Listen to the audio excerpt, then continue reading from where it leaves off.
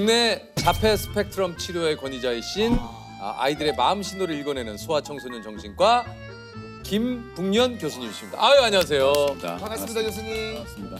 네, 안녕하세요. 서울대학교 병원 소아청소년 정신과의 김북년이라고 합니다. 반갑습니다. 네. 성함이 상당히 좀 독특하십니다. 네. 이게 복년만 돼도 조금 덜 독특한데 그렇죠. 북년은 네, 맞습니다. 그래서 처음 들으시는 분들의 반응이 일단 약간 놀라시고요. 예, 예. 네, 이러면서 그리고 두 번째는 본명이세요? 이런 분도 가끔 있습니다. 근데 이제 그렇게 해서 한번 입력이 잘 되시면 잊어먹지 않죠. 그다음에는 안 까먹으시고. 맞아요. 네. 이게 그 교수님이 국내 그 자폐 스펙트럼 장애 치료 권위자 중 한 분이라고 제가 소개를 드렸는데 이게 이제 실제로 교수님께 진료를 받으려면 2026년까지 기다려야 된다고. 예. 좀 죄송한 마음이고요. 2026년까지. 네. 2026년. 아직도 네. 이게 너무 오래 남았는데. 이게 이제 최근 드라마를 통해서 이제 자폐 스펙트럼 장애라는 그 단어가 이제 익숙해지긴 네, 맞아요, 했습니다만 맞아요. 확실하게 이게 어떤 건지 좀 설명을 해주시겠어요? 자폐 스펙트럼 장애는 이게 발달 과정에서 생기는 어려움인데요. 두 가지 있어야 할 것이 없고 한 가지 없어야 할 것이 있다라고 보시면 될 것 같아요. 그럼 두 가지는 뭐냐? 건강하게 발달돼야 될 이런 사회적인 관계 형성 능력. 그 두 번째는 이 말을 표현하는 거나 말을 듣고 이해하는 능력들의 발달이 많이 떨어집니다. 없어야 할 것이 있는 경우는 상당히 강박적인 행동들이 많이 있습니다. 빙빙 돈다든지 펄쩍펄쩍 뛴다든지 같은 장난감을 가지고 줄을 쫙 맞춘다든지 반복 행동과 반복 관심에 대한 그런 모습들 이런 것은 이제 없어야 할 것이 있는 거죠. 이게 이제 최근에 자폐 스펙트럼 장애가 늘고 있다라는 기사를 봤는데 실제로도 좀 그렇습니까? 2010년부터 2020년까지 10년 동안 한 3배에서 4배 정도 증가됐습니다. 그러니까 워낙에는 한 200명 중에 1명 정도인데 지금 이제 100명 중에 2명 내지 3명까지 보고 있거든요. 그래서 그 이유는 몇 가지가 있습니다. 이제 한 가지는 자폐 스펙트럼을 보는 눈이 좀 더 넓어졌어요. 광범해지면서. 네. 스펙트럼이라는 데 개념이 들어가게 되고 그러면서 고기능, 능력이 좋은 아이들 중에도 자폐 진단을 받는 경우도 있고요. 두 번째는 그 환경적인 요소들인 것 같아요. 실제로 환경 물질 중에 우리가 많이 쓰는 플라스틱 안에 들어가 있는 물질 중에 일부는 신경 발달의 여러 영향 중에 사회성 영역을 특히 좋지 않게 만드는 부분이 있습니다. 네. 그런 거에 많이 노출된 아이들, 또 꾸준히 노출된 아이들은 상대적으로 그런 위험성이 커지게 되는 거죠. 이게 좀 그 구체적인 그 치료법에는 어떤 것들이 좀 있을까요? 굉장히 다양한 치료가 이미 개발이 잘 돼 있고 이걸 아이의 특성에 맞게 어떻게 배치해 주느냐가 굉장히 중요합니다. 제가 본 사례가 하나 있는데요. 뭡니까? 30개월 정도 아이인데 그 어머니께서도 굉장히 걱정을 하시면서 말을 못한다는 거에 집중을 많이 하셨어요. 근데 그 아이는 음악이 나오면 그렇게 율동을 좋아하고 그래서 이 동요와 엄마와의 놀이를 같이 해주는 프로그램들이 있는데 거기에 어머니가 좀 참여하면서 아이가 엄마가 자기랑 함께 노는 그 경험들이 쌓여가니까 상호작용이 늘어나는 거예요. 엄마 눈도 많이 쳐다보고 엄마한테 안기고 싶어하고 엄마가 업어주고 안아주는 걸 좋아하고요. 그 단계를 올라선 다음에 엄마가 놀이 활동을 할 때 말을 해주고 어떤 언어적인 표현을 해주니까 그게 그 아이한테 금방 전달되고 그게 모방이 되고 언어로 나오는 겁니다. 그래서 우리가 아이의 고유한 발달 그 특성과 시간표를 존중해 주시라고 좀 말씀드리고 싶어요. ADHD라고 부르죠?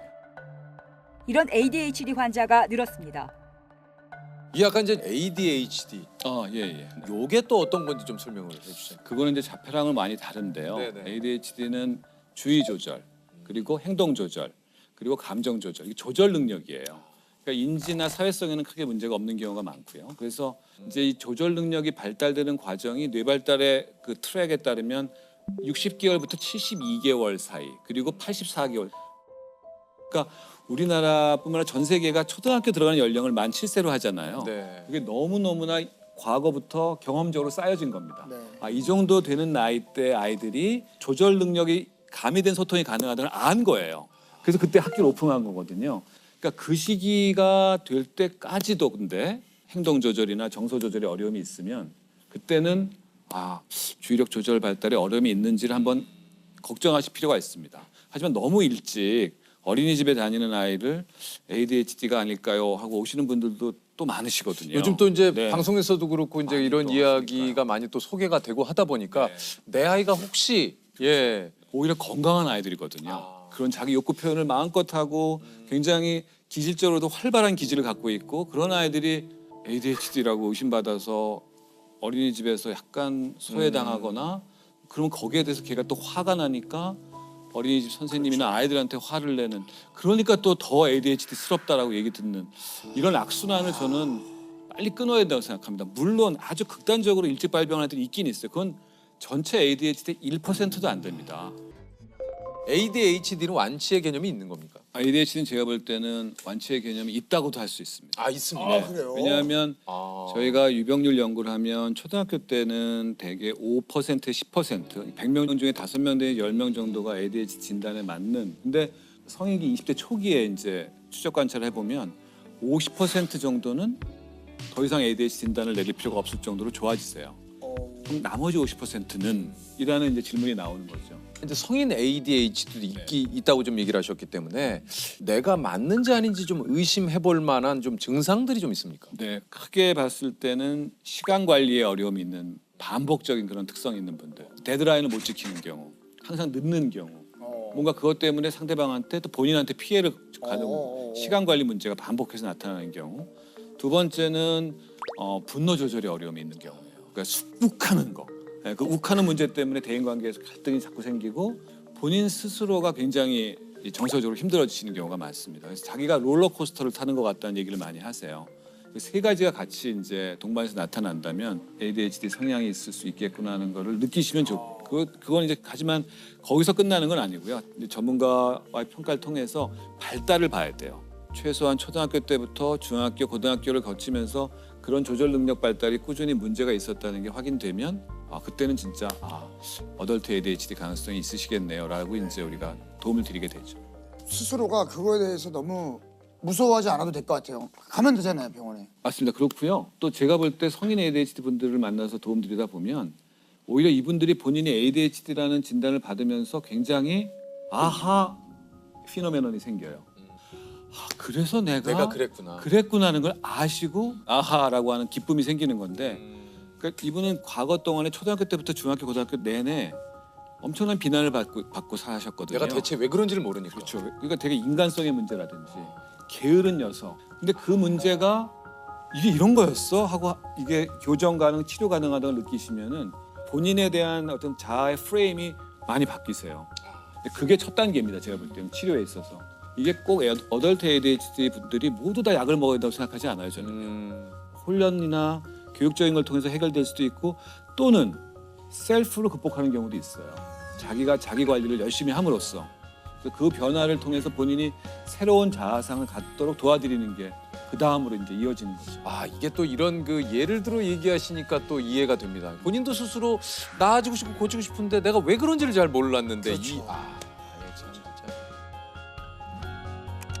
10대가 되면 이제 보통 그 사춘기라는 거가 네. 오지 않습니까? 이제 가만히 두면 버릇없는 아이가 될까 걱정이고 그렇다고 이제 너무 제어하려고 그러면은 이게 또 엇나갈까 봐 걱정이고 이거 좀 어떻게 부모님들이 아이를 대하는 게 좋을까요? 그 청소년기 아이들과의 만남이 가장 어려운 것 같아요. 저 같은 경우도 제일 힘들었던 강의는 중학생들을 대상으로 한 강의였어요. 아무도 저를 쳐다봐 주지 않더라고요. 일단 듣는 자세가 뭐 서울대병원에서 왔다니까 뭐 얼굴이나 보자. 그런데 이름이 뭐라고? 김북년? 야 이름이 김북. 내 이름 갖고 얘기하고 있어 자기들끼리. 강의는 시작을 못 하겠네. 그래서 내가 학생 여러분 강의를 할 거니까 조금만 조용해 주세요 했더니 야 김북년이 뭐라고 한단 말이야. 그래서 중학교 2, 3학년 아이들이 그때 이제 한 80명 정도 됐었거든요. 근데 그 강의를 하고 난 다음에 제가 정말 너무 많이 땀이 나가지고요. 막 힘들어하는데 선생님이 들어오시더라고요. 옆에 그 생활지도 선생님이 그러면서 마이크를 딱 붙잡으시더니 야 이 자식들아 여기 어렵게 모시는 선생님이 지금 강의할 애들이 그때부터 조용해 아무 말도 안 해요. 진짜 움직이지도 않고 그리고 제 강의 시작하고 30분 있다 다 자더라고요. 그래서 이게 정말 힘들구나 하는 걸 느꼈는데 이게 항상 그 패턴이에요. 저는 그 학생 시절을 떠올려봤어요. 저도요. 그렇죠. 서울대학교에서 김북년 선생님이 왔다? 김북년? 뭐야 이러면서 일단 이거 갖고 좀 김북년? 잘못 들은 거 아니지? 너무 많이 그러니까 예를 들면 내가 이제 몰입한 거죠. 네네, 맞습니다. 거기 학생이 됐을 때는 이제 나 같으면은 그런 얘기를 하다가 시간이 다 가는 거예요. 시간이 다 가는 거죠. 제가 왜 그런지 설명을 드릴게요. 청소년기 때 왜 그런 겁니까? 두 가지 변화 때문에 그래요. 첫째, 전두엽이 가지치기라는 현상이 생겨요. 전두엽이라는 게 바로 그런 상황에 대해서 인식하고 어떻게 반응해야 될지를 조절하는 능력을 담당하는 부위예요. 근데 그게 막 흔들리는 거예요. 여자애들은 초6부터 중2 정도까지고요. 남자애들은 중1 때부터 고등학교 한 2학년까지 그래요. 고1, 고2까지. 그래서 그 시기 때가 가장 극심한 조절 능력의 어려움이 있기 때문에 그런 게 있고요. 두 번째가 편도액이라고 하는 우리 뇌의 가장 아랫부위가 있는데요. 남성 호르몬이 그걸 엄청나게 자극해요. 그 편도액이 자극되면 무슨 일이 생기냐? 그냥 떠오르는 분노와 불안과 공포, 이게 뒤섞인 감정들이 계속 자극받아요. 그래서 위에서 조절하는 거는 기능이 떨어져 있고 밑으로 올라오는 예민성은 확 증가되어 있는 상태이기 때문에 통제를 가한다는 것이 잘못된 통제를 가하면 조절 기능이 더 무너질 수도 있어요. 아유 어떻게 해야 되나. 거기에 동시에 이거 뭐 거기에 하나 더 있습니다. 거기 뭐예요? 또래 간의 상호작용이에요. 상호작용. 청소년기 그거 크죠. 때부터는 가족을 벗어나려고 그거 그러고 커요. 또래 친구들의 중심이 맞아요. 되고 싶어요. 그러니까 그 또래 친구들에서 들어오는 자극들이 그걸 더 reinforce, 강화시켜요. 그러니까 이제 80명을 모아놓으면 그런 일이 생기는 거예요. 만약에 1대1로 걔를 만났으면 그렇지 않죠. 제가 그 아이랑 걔한테 맞춰주고 그렇지 뭐에 관심 있는지를 알므로써 2시간 동안 충분히 대화를 했을 거예요. 근데 80명 아이들 앞에서는 제가 그걸 못하는 거예요. 그렇죠. 아니면 그 친구들과 같이 노는 건 어떻습니까? 그렇죠. 거기서 나오는 게 그거예요. 만약에 제가 그때 조세호 씨처럼 훌륭한 연예인의 기질이 있었으면 자 음악 틀어주세요 했을지 몰라요. 자 나와. 야 놀자. 그렇지. 야, 왜 나만 나와 있어야 야, 춤이나 돼? 추게 한번. 왜 나만 무대에 있냐 이거. 야 다 나와. 그래서 무대에서 같이 놀 수 있는 거예요. 한 20분 정도는. 아 봉정 교수님 재밌으신데. 아니, 그냥- 야 다 나와. 그러니까 그게 낫다는 거죠 진짜로. 근데 걔가 그런 능력이 없어요. 그러니까 그냥 그랬으면 유튜브 나오셨을 거예요. 아이들이 동영상 찍어갖고 근데 만약에 그 아마 유튜브 교수님이- 제목은 또라이였을 겁니다. 교수님이 그렇게 하셨으면 학교에서는 저 교수님 지금 뭐 하시는 겁니까? 아, 이 품위 유지 상태. 예. 가지고 아마 이제 아니 근데 뭔가 어쨌든 교수님이 얘기하신 거에 진짜 제가 청소년기를 생각해 보니까 저도 그런 것 같아요. 친구들이 가장 나의 그 어떤 중심. 가족들하고 어느 순간 뭐 밥 먹으러 가자, 뭐 어디 가자도 좀 싫어. 그냥 난 집에 있을게. 맞아. 이상해. 난 그냥 집에 맞아, 있을게. 그렇게 아이들이 이중의 어떤 영향을 받고 있는 상태에서 우리 부모님들이 이해해 주실 거는 연민이에요. 아, 네가 힘들구나. 네가 감정의 파도 속에서 여기저기서 많이 힘들어하고 가족들한테 네가 이렇게 불손하게 대하는 거, 태도. 그런 맥락에서 생긴 거구나라는 걸 딱 이해하시게 되면 연민으로 바라보게 돼요. 그리고 맞아요. 더 이상 태도 갖고 혼내지 않아요. 그 애들이 되게 자세가 이렇거든요. 보통 청소년 그렇죠. 때는요. 예. 여기 올려놓으면 되겠습니까? 아, 예, 올려놓으세요. 이렇게 올려놔요 이렇게. 올려놓고 그래서 이렇게 이빨을 쑤셔야 돼 이빨을. 엄마 왜? 이거야. 이 기본 자세가. 이런 자세와 태도를 못 견디시면 안 돼요. 그리고 예를 걔가 들어 문을 꽝 닫고 들어간다. 그런 일도 많죠. 예. 그럼 조금 이제 시간을 주셔야 돼요. 거기서 바로 문을 확 열어서 이게 어디다 대고 하는 태도야? 이런 거 굉장히 안 좋아요. 지금 나오시는데요? 약간 나왔죠. 제가 옛날에 약간 했던 우리 중학교 아들한테. 근데 대부분 다 관계가 더 틀어지고 맞아요. 대화는 단절되고 그 아이는 더 고립됩니다. 이거 그러니까 어떻게 그럴 땐 됩니까? 오히려 부모가 부모 자신에게 여유를 주셔야 됩니다. 이게 사실 그 좋은 부모가 된다라는 진짜. 것과 참 게 굉장히 많이들 생각을 하지만 이게 참 어떤 게 좋은 부모인지. 네, 맞아요. 제가 그거를 한 문장으로 확 다가왔던 문장을 하나 소개해 드릴게요. 저한테요. 네. 경구처럼 외우고 다니는 거거든요. 뭡니까? 당신 자녀를 나와 아내에게 온 귀한 손님처럼 여겨라. 귀한 손님이 오면 어떨까요, 우리가? 반갑죠. 반갑고 극진히 대접하고 싶죠. 근데 뭘 중심으로? 그 사람이 좋아하는 거를. 내가 좋아하는 거 막 강요하지 않잖아요. 귀한 손님인데 우리 아이한테 그렇게. 두 번째, 손님이에요, 그 사람은. 내가 마음껏 이 사람을 막 좌지우지할 수 있는 사람이 절대 아닙니다. 소중히 여겨야 되고 그리고 그 사람을 개별자로 존중을 해줘야 돼요. 세 번째, 이게 난 여기서 더 그런데 떠날 사람이에요. 내가 그 아이들을 계속 붙잡아 두는 게 아니에요. 언제 떠나느냐는 아이들마다 다르겠죠. 어떤 아이는 대학생이 돼서 떠난 경우도 있고요. 어떤 아이는 군대 갔다 와서 떠나는 경우도 있고요. 결혼하면서 떠날 경우도 있고요. 근데 진짜 떠나보내야 돼요, 그때요. 그래서 올 때 정말 귀하게 왔으니까 너무 감사한 일이니까 그 아이한테 정말 우리가 애정을 쏟고 좋아하는 거 잘해주고 그리고 그 사람을 그대로 존중해주고 그 사람이 가고 싶어 할 때 언제든지 갈 수 있게 해주는 겁니다. 그 사람이 가고 싶어 할 때. 이 문장이 아무런 설명이 없었어요. 그냥 이렇게 경고처럼 떡 적혀 있는데 한번 쓱 보고 나서 느낌이 확 왔습니다. 그래서 많이 떠올리면서 사는 말 중에 하나여서 오늘 이렇게만 하면은 뭐 진짜 좋은 부모가 안 될래야 안 될 수가 없죠.